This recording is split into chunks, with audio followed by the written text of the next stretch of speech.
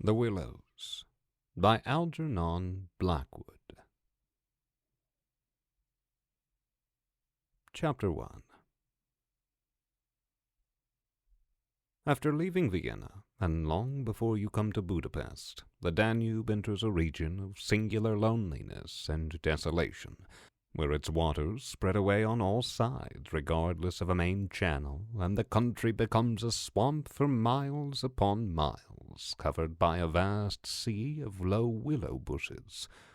On the big maps, this deserted area is painted in a fluffy blue, growing fainter in color as it leaves the banks, and across it may be seen in large, straggling letters the word Sumpfa, meaning marshes. In high flood, this great acreage of sand, shingle beds, and willow-grown islands is almost topped by the water, but in normal seasons the bushes bend and rustle in the free winds, showing their silver leaves to the sunshine in an ever-moving plain of bewildering beauty. These willows never attain to the dignity of trees. They have no rigid trunks. They remain humble bushes with rounded tops and soft outline, swaying on slender stems that answer to the least pressure of the wind, supple as grasses, and so continually shifting that they somehow give the impression that the entire plain is moving and alive. For the wind sends waves rising and falling over the whole surface, waves of leaves instead of waves of water. Green swells like the sea, too, until the branches turn and lift, and then silvery white as their underside turns to the sun. Happy to slip beyond the control of the stern banks, the Danube here wanders about at will among the intricate network of channels intersecting the islands everywhere with broad avenues down which the waters pour with a shouting sound, making whirlpools, eddies, and foaming rapids, tearing up the sandy banks, carrying away masses of shore and willow clumps, and forming new islands innumerably which shift daily in size and shape and possess at best an impermanent life, since the flood time obliterates their very existence. Properly speaking, this fascinating part of the river's life begins soon after leaving Pressburg, and we, in our Canadian canoe, with gypsy tent and frying pan on board, reached it on the crest of a rising flood about mid-July. That very same morning, when the sky was reddening before sunrise, we had slipped swiftly through still sleeping Vienna, leaving it a couple of hours later a mere patch of smoke against the blue hills of the Wienerwald on the horizon. We had breakfasted below Fischer am Ende under a grove of birch trees roaring in the wind, and had then swept on the tearing current past Orth, Hainburg, Petronell, the old Roman Carnuntum of Marcus Aurelius, and so under the frowning heights of Thelspen on a spur of the Carpathians, where the march steals in quietly from the left, and the frontier is crossed between Austria and Hungary. Racing along at 12 kilometers an hour soon took us well into Hungary, and the muddy waters, sure sign of flood, sent us aground on many a shingle bed, and twisted us like a cork in many a sudden belching whirlpool before the towers of Pressburg, Hungarian Pozzuni, showed against the sky, and then the canoe, leaping like a spirited horse, flew at top speed under the grey walls, negotiated safely the sunken chain of the Fliegend-Bruck ferry, turned the corner sharply to the left, and plunged on yellow foam into the wilderness of islands, sandbanks, and swampland beyond, the land of the Willows. The change came suddenly, as when a series of bioscope pictures snaps down on the streets of a town and shifts without warning into the scenery of lake and forest. We entered the land of desolation on wings, and in less than half an hour there was neither boat nor fishing hut nor red roof nor any single sign of human habitation and civilization within sight. The sense of remoteness from the world of humankind, the utter isolation, the fascination of this singular world of willows, winds, and waters instantly laid its spell upon us both, so that we allowed laughingly to one another that we ought by rights to have held some special kind of passport to admit us, and that we had somewhat audaciously come without asking leave into a separate little kingdom of wonder and magic, a kingdom that was reserved for the use of others who had a right to it, with everywhere unwritten warnings to trespassers for those who had the imagination to discover them. Although still early in the afternoon, the ceaseless buffetings of a most tempestuous wind made us feel weary, and we at once began casting about for a suitable camping ground for the night. But the bewildering character of the islands made landing difficult. The swirling flood carried us inshore and then swept us out again. The willow branches tore our hands as we seized them to stop the canoe, and we pulled many a yard of sandy bank into the water before at length we shot with a great sideways blow from the wind into a backwater and managed to beach the bows in a cloud of spray. And then we lay panting and laughing after our exertions on the hot yellow sand, sheltered from the wind and in the full blaze of a scorching sun, a cloudless blue sky above, and an immense army of dancing, shouting willow bushes closing in from all sides, shining with spray and clapping their 1,000 little hands as though to applaud the success of our efforts. "What a river!" I said to my companion, thinking of all the way we had travelled from the source in the Black Forest, and how we had often been obliged to wade and push in the upper shallows at the beginning of June. "Won't stand much nonsense now, will it?" he said, pulling the canoe a little farther into safety up the sand, and then composing himself for a nap.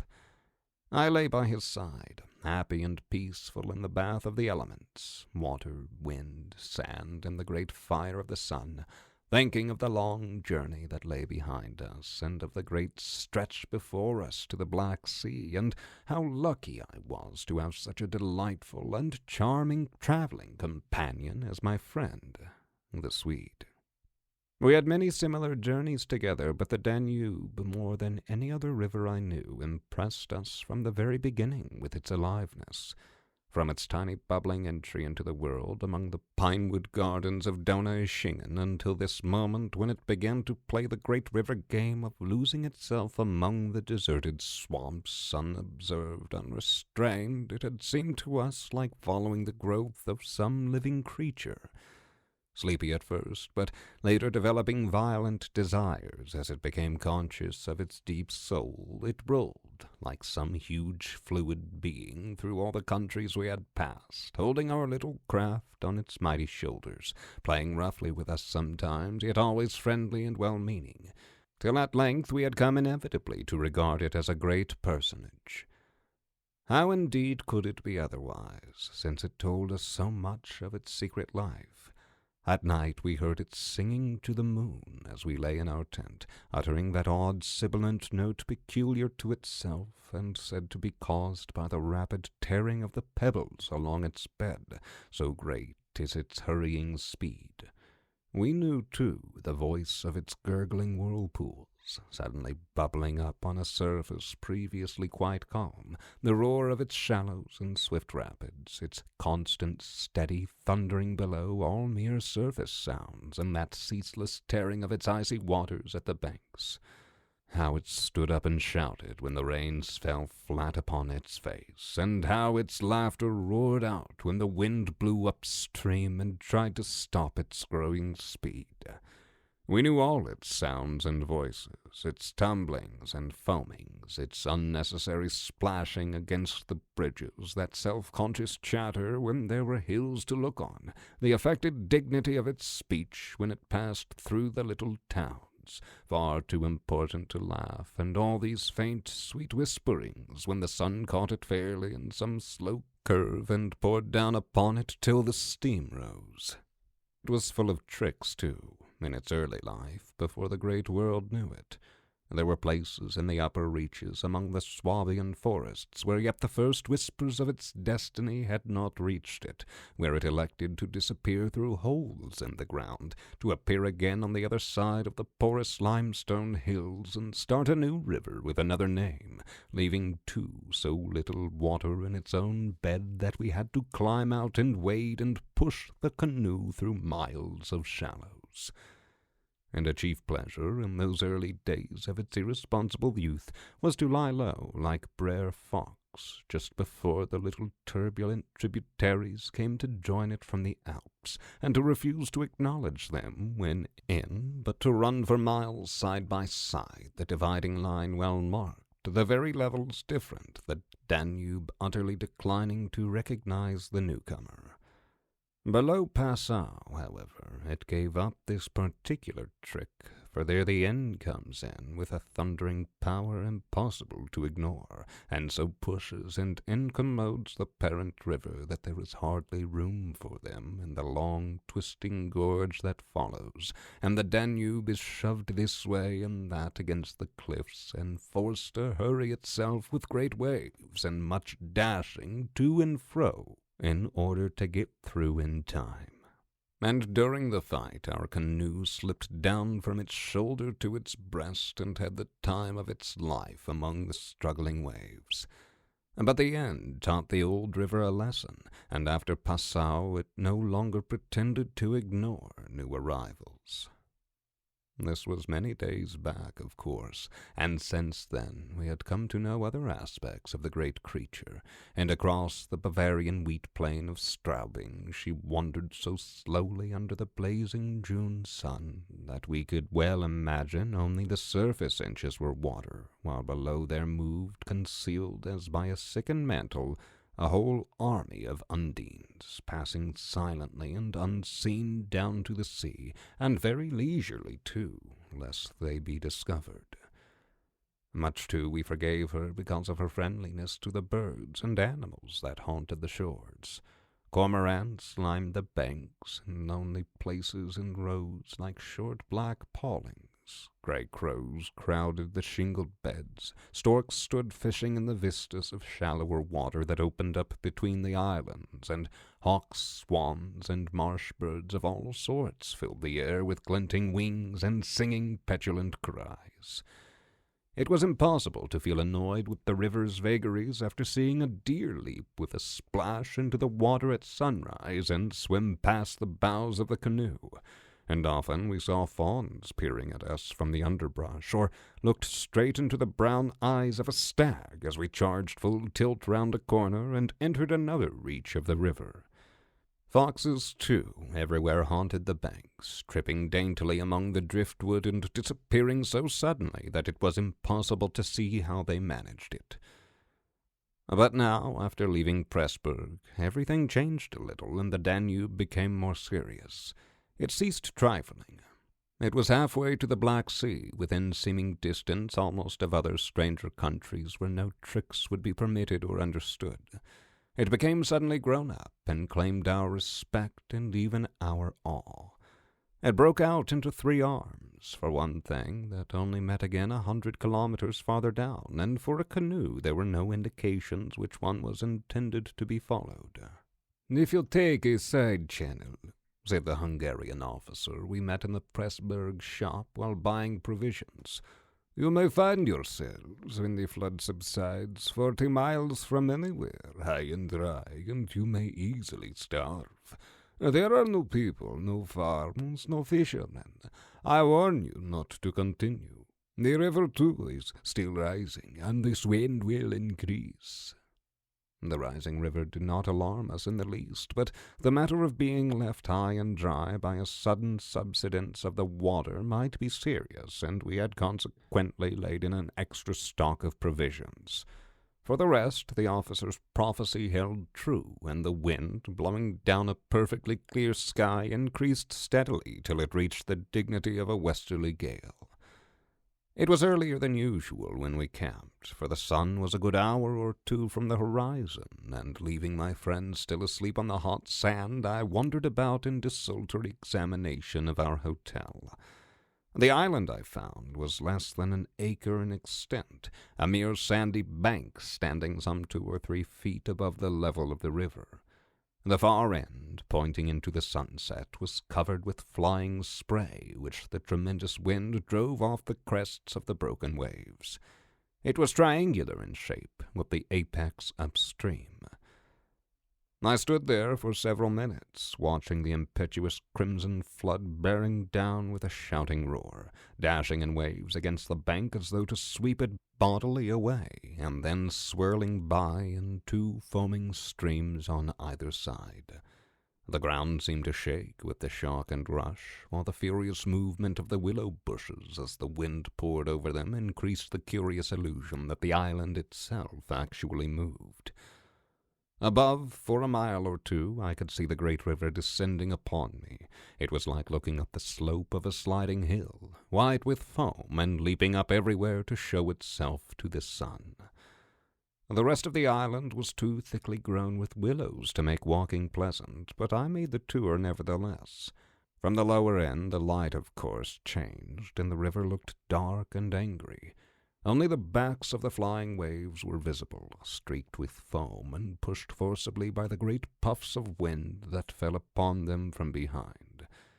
For a short mile it was visible, pouring in and out among the islands, and then disappearing with a huge sweep into the willows, which closed about it like a herd of monstrous antediluvian creatures crowding down to drink.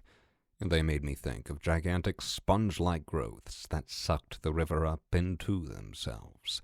They caused it to vanish from sight. They herded there together in such overpowering numbers. Altogether, it was an impressive scene, with its utter loneliness, its bizarre suggestion, and as I gazed long and curiously, a singular emotion began to stir somewhere in the depths of me. Midway in my delight of the wild beauty there crept, unbidden and unexplained, a curious feeling of disquietude, almost of alarm. A rising river perhaps always suggested something of the ominous. Many of the little islands I saw before me would probably have been swept away by the morning. This resistless, thundering flood of water touched the sense of awe. Yet I was aware that my uneasiness lay deeper far than the emotions of awe and wonder. It was not that I felt, nor had it directly to do with the power of the driving wind, or the shouting hurricane that might almost carry up a few acres of willows into the air and scatter them like so much chaff over the landscape. The wind was simply enjoying itself, for nothing rose out of the flat landscape to stop it, and I was conscious of sharing its great game with a kind of pleasurable excitement. Yet this novel emotion had nothing to do with the wind. Indeed, so vague was the sense of distress I experienced that it was impossible to trace it to its source and deal with it accordingly, though I was aware somehow that it had to do with my realization of our utter insignificance before this unrestrained power of the elements about me. The huge-grown river had something to do with it, too, a vague, unpleasant idea that we had somehow trifled with these great elemental forces in whose power we lay helpless every hour of the day and night. For here, indeed, they were gigantically at play together, and the sight appealed to the imagination. But my emotion, so far as I could understand it, seemed to attach itself more particularly to the willow bushes, to these acres and acres of willows, crowding so thickly growing there, swarming everywhere the eye could reach, pressing upon the river as though to suffocate it, standing in dense array mile after mile beneath the sky, watching, waiting, listening. And apart quite from the elements, the willows connected themselves subtly with my malaise, attacking the mind insidiously somehow by reason of their vast numbers, and contriving in some way or other to represent to the imagination a new and mighty power, a power, moreover, not altogether friendly to us. Great revelations of nature, of course, never failed to impress in one way or another, and I was no stranger to moods of the kind. Mountains overawe and oceans terrify, while the mystery of great forests exercises a spell peculiarly its own. But all these, at one point or another, somewhere link on intimately with human life and human experience. They stir comprehensible, even if alarming, emotions. They tend on the whole to exalt. With this multitude of willows, however, it was something far different, I felt. Some essence emanated from them that besieged the heart, a sense of awe awakened, true, but of awe touched somewhere by a vague terror.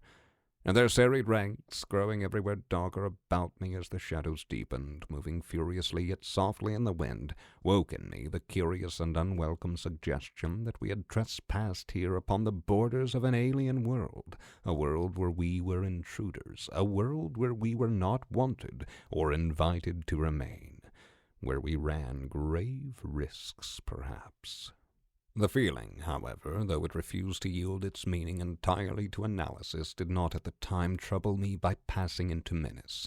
Yet it never left me quite, even during the very practical business of putting up the tent in a hurricane of wind and building a fire for the stew-pot. It remained, just enough to bother and perplex, and to rob a most delightful camping ground of a good portion of its charm. To my companion, however, I said nothing, for he was a man I considered devoid of imagination. In the first place, I could never have explained to him what I meant, and in the second, he would have laughed stupidly at me if I had. Now, there was a slight depression in the center of the island, and here we pitched the tent. The surrounding willows broke the wind a bit. "A poor camp," observed the imperturbable Swede, when at last the tent stood upright. "No stones and precious little firewood. I'm for moving on early tomorrow, eh? Now this sand won't hold anything." But the experience of a collapsing tent at midnight had taught us many devices, and we made the cozy gypsy house as safe as possible, and then set about collecting a store of wood to last till bedtime. Willow bushes dropped no branches, and driftwood was our only source of supply. We hunted the shores pretty thoroughly. Everywhere the banks were crumbling as the rising flood tore at them and carried away great portions with a splash and a gurgle. "The island's much smaller than when we landed," said the accurate Swede. "It won't last long at this rate. We'd better drag the canoe close to the tent and be ready to start at the moment's notice. I shall sleep in my clothes." He was a little distance off, climbing along the bank, and I heard his rather jolly laugh as he spoke. "By Jove!" I heard him call a moment later, and turned to see what had caused his exclamation. But for the moment he was hidden by the willows, and I could not find him. "What in the world's this?" I heard him cry again, and this time his voice had become serious. I ran up quickly and joined him on the bank. He was looking over the river, pointing at something in the water. "Good heavens! It's a man's body!" he cried excitedly. "Look!" A black thing, turning over and over in the foaming waves, swept rapidly past. It kept disappearing and coming up to the surface again. It was about 20 feet from the shore, and just as it was opposite to where we stood, it lurched around and looked straight at us. We saw its eyes reflecting the sunset and gleaming an odd yellow as the body turned over. Then it gave a swift, gulping plunge and dived out of sight in a flash. "An otter, by God!" we exclaimed in the same breath, laughing. It was an otter, alive and out on the hunt, yet it had looked exactly like the body of a drowned man, turning helplessly in the current.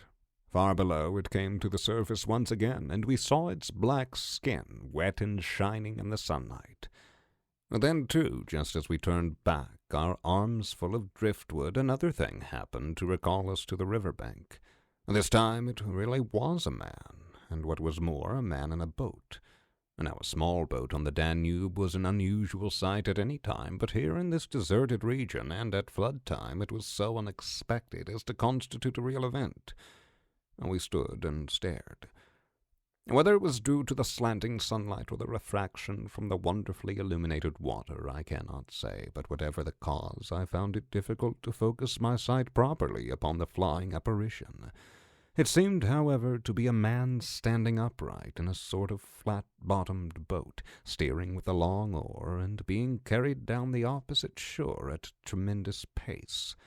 He apparently was looking across in our direction, but the distance was too great and the light too uncertain for us to make out very plainly what he was about. It seemed to me that he was gesticulating and making signs at us. His voice came across the water to us, shouting something furiously, but the wind drowned it so that no single word was audible. And there was something curious about the whole appearance, man, boat, signs, voice, that made an impression on me out of all proportion to its cause. "He's crossing himself!" I cried. "Look, he's making the sign of the cross!" "I believe you're right," the Swede said, shading his eyes with his hand and watching the man out of sight. He seemed to be gone in a moment, melting away down there into the sea of willows, where the sun caught them in the bend of the river and turned them into a great crimson wall of beauty. Mist, too, had begun to ruse, so that the air was hazy. "But what in the world is he doing at nightfall on this flooded river?"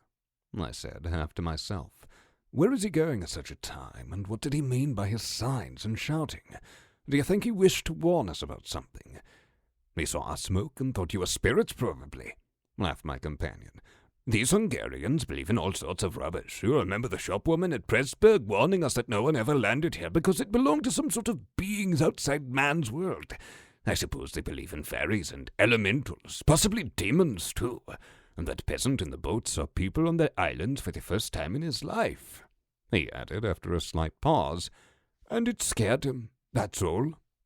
The Swede's tone of voice was not convincing, and his manner lacked something that was usually there. I noted the change instantly while he talked, though without being able to label it precisely. "If they had enough imagination," I laughed loudly. I remembered trying to make as much noise as I could. "They might well people a place like this with the old gods of antiquity. The Romans must have haunted all this region, more or less, with their shrines and sacred groves and elemental deities." The subject dropped, and we returned to our stew-pot, for my friend was not given to imaginative conversation as a rule. Moreover, just then I remembered feeling distinctly glad that he was not imaginative. His stolid, practical nature suddenly seemed to me welcome and comforting. It was an admirable temperament, I felt. He could steer down rapids like a red Indian, shoot dangerous bridges and whirlpools better than any white man I ever saw in a canoe. He was a grand fellow for an adventurous trip, a tower of strength when untoward things happened. I looked at his strong face and light curly hair as he staggered along under the pile of driftwood, twice the size of mine, and I experienced a feeling of relief. Yes, I was distinctly glad just then that the Swede was what he was, and that he never made remarks that suggested more than they said. "The river's still rising, though," he added, as if following out some thoughts of his own, and dropping his load with a gasp. "This island will be under water in 2 days if it goes on." "I wish the wind would go down," I said. "I don't care a fig for the river." The flood indeed had no terrors for us. We could get off at 10 minutes' notice, and the more water the better we liked it. It meant an increasing current and the obliteration of the treacherous shingle beds that so often threatened to tear the bottom out of our canoe. Contrary to our expectations, the wind did not go down with the sun. It seemed to increase with the darkness, howling overhead and shaking the willows round us like straws. Curious sounds accompanied it sometimes, like the explosion of heavy guns, and it fell upon the water and the island in great flat blows of immense power. It made me think of the sounds a planet must make, could we only hear it, driving along through space. But the sky kept wholly clear of clouds, and soon after supper the full moon rose up in the east and covered the river and the plain of shouting willows with a light like the day. We lay on the sandy patch beside the fire, smoking, listening to the noises of the night round us, and talking happily of the journey we had already made and of our plans ahead. The map lay spread in the door of the tent, but the high wind made it hard to study, and presently we lowered the curtain and extinguished the lantern. The firelight was enough to smoke and see each other's faces by, and the sparks flew about overhead like fireworks. A few yards beyond, the river gurgled and hissed, and from time to time a heavy splash announced the falling away of further portions of the bank.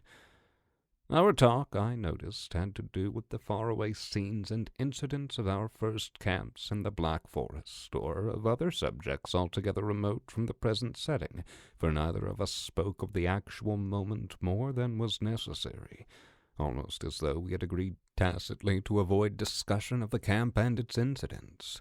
Neither the otter nor the boatman, for instance, received the honor of a single mention, though ordinarily these would have furnished discussion for the greater part of the evening.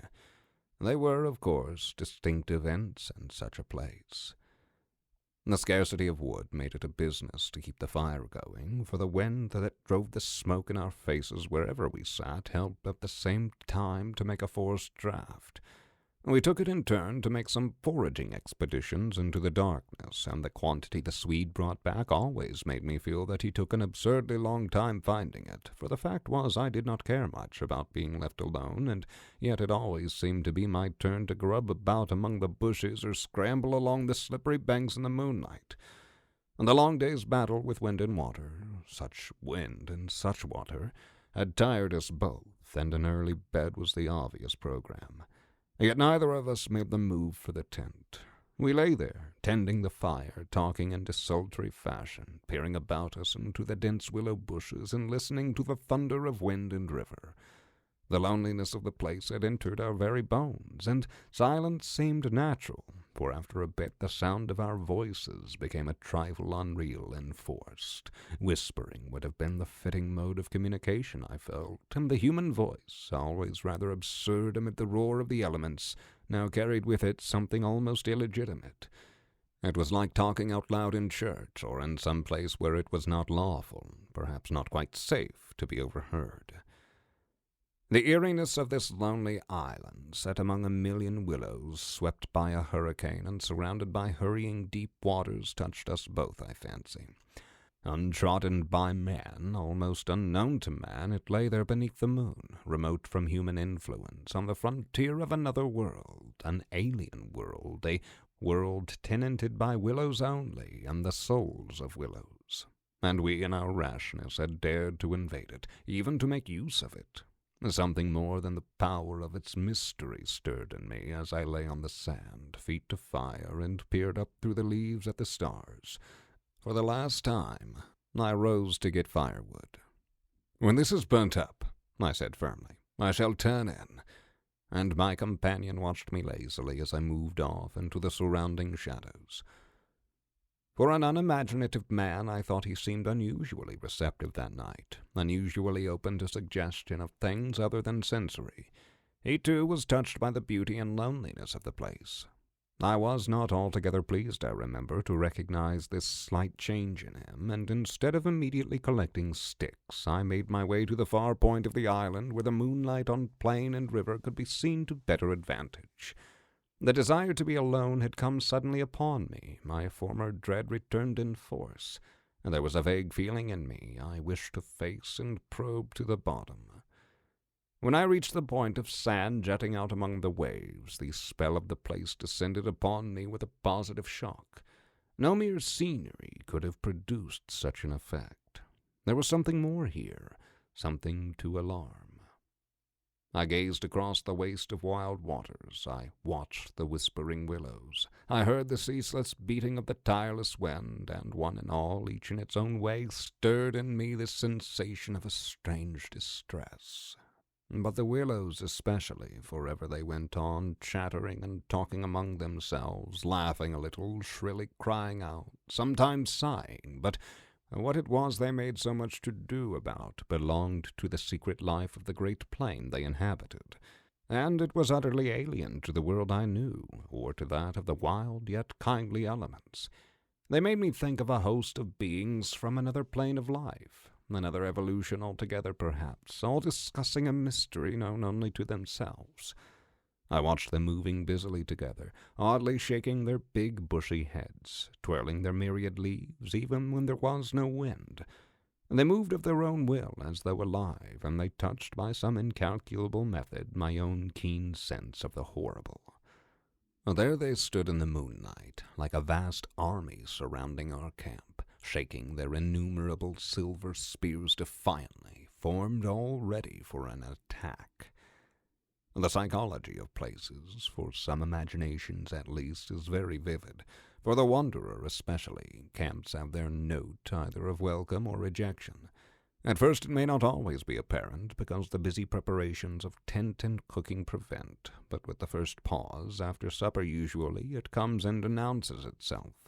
And the note of this willow camp now became unmistakably plain to me. We were interlopers, trespassers. We were not welcomed. The sense of unfamiliarity grew upon me as I stood there watching. We touched the frontier of a region where our presence was resented. For a night's lodging we might perhaps be tolerated, but for a prolonged and inquisitive stay? No, by all the gods of the trees and wilderness, no.